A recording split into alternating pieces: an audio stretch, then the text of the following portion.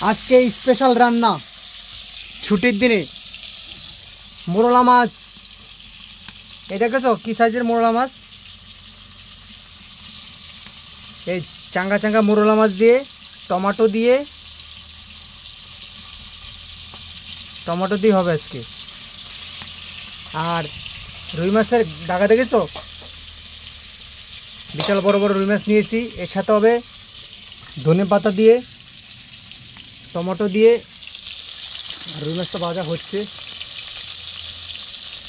দেখি দেখি দেখি।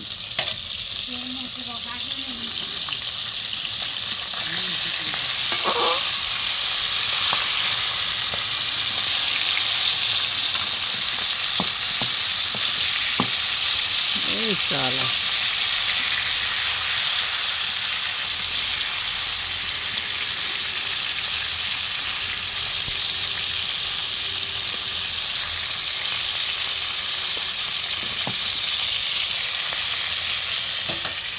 তারপরে হচ্ছে রুই মাছ দিয়ে চাল কুমড়া দিয়ে রান্না হবে।